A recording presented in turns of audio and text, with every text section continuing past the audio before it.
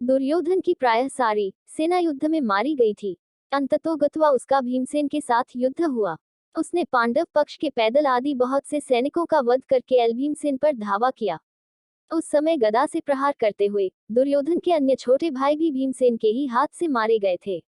महाभारत संग्राम के उस 18वें दिन रात्रिकाल में महाबली अश्वत्थामा ने पांडवों की सोई हुई एक अक्षौहिणी सेना को सदा के लिए सुला दिया। उसने द्रौपदी के 5 पुत्रों, उसके 5 देशीय बंधुओं तथा धृष्टद्युम्न को भी जीवित नहीं छोड़ा। द्रौपदी पुत्रहीन होकर रोने बिलखने लगी। तब अर्जुन ने सीप के अस्त्र से अश्वत्थामा को परास्त करके उसके मस्तक की मणि निकाल ली। उसे मारा जाता देख द्रौपदी ने ही अनुनय विनय करके उसके प्राण बचाए। अश्वत्थामा इतने पर भी दुष्ट अश्वत्थामा ने उत्तरा के गर्भ को नष्ट करने के लिए उस पर अस्त्र का प्रयोग किया।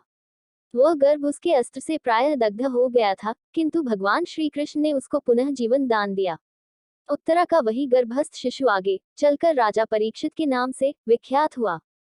कृतवर्मा, कृपाचार्य तथा अश्वत्थामा ये 3 कौरव पक्षीय वीरों संग्राम से जीवित बचे।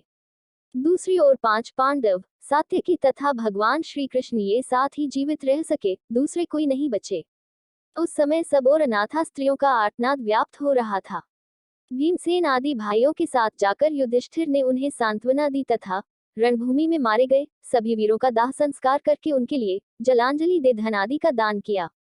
तत्पश्चात कुरुक्षेत्र में शरशय्या पर आसीन शांतनुनंदन भीष्म के पास जाकर युधिष्ठिर ने उनसे समस्त शांतिदायक धर्म, राजधर्म, आपदधर्म, मोक्ष धर्म तथा दान धर्म की बातें सुनी।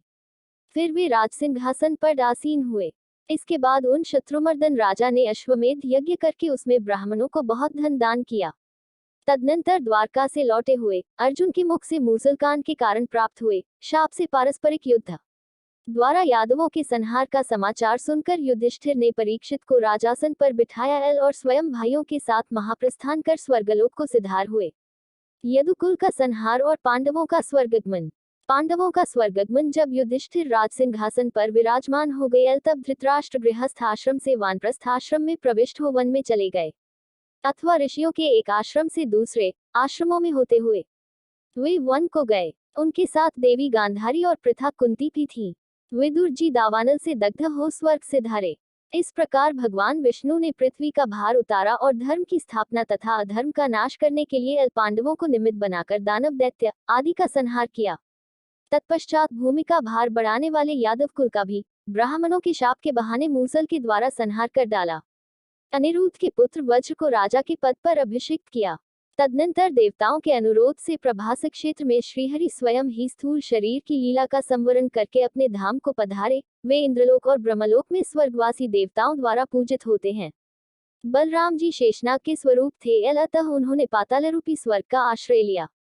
अविनाशी भगवान श्रीहरि ध्यानी पुरुषों के ध्येय हैं।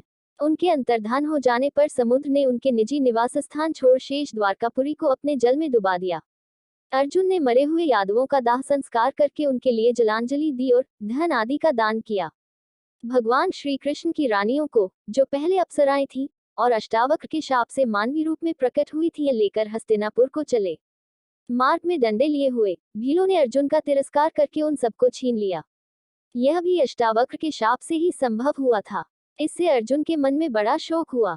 फिर महर्षि व्यास के सांत्वना न देने पर उन्हें यह निश्चय हुआ कि भगवान श्री कृष्ण के समीप रहने से ही मुझ में बल था।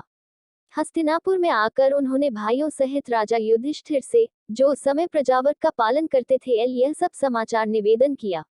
वे बोले, भैया, वही धनुष है, वे ही बाण है, वही रथ है और वे ही घोड़े हैं, किंतु भगवान श्री कृष्ण के बिना सब कुछ उसी प्रकार नष्ट हो गया जैसे अश्रोत्रिय को दिया हुआ दान। यह सुनकर धर्मराज युधिष्ठिर ने राज्य पर परीक्षित को स्थापित कर दिया। इसके बाद बुद्धिमान राजा संसार की अनित्यता का विचार करके द्रौपदी तथा भाइयों को साथ ले हिमालय की तरफ महाप्रस्थान के पथ पर अग्रसर हुए। उस महापथ में क्रमशः द्रौपदी, सहदेव, नकुल, अर्जुन और भीमसेन एक एक करके गिर पड़े। इससे राजा शोकमग्न हो गए। तदनंतर वे इंद्र के द्वारा लाए हुए रथ पर आरूढ़ हो दिव्य रूपधारी भाइयों सहित स्वर्ग को चले गए। वहां उन्होंने दुर्योधन आदि सभी धृतराष्ट्र पुत्रों को देखा। तदनंतर उन पर कृपा करने के लिए अपने धाम से पधारे हुए भगवान वासुदेव का भी दर्शन किया। इससे उन्हें बड़ी प्रसन्नता हुई। आपको महाभारत की कहानी अच्छी लगी होगी या आपने अभी तक बड़ा वाला मोटिवेशन यूट्यूब चैनल को सब्सक्राइब नहीं किया है तो जल्दी से करो और बेल आइकन को भी दबा देना। मिलते हैं अगले वीडियो को। जय जय राधे कृष्णा। जय जय सीताराम।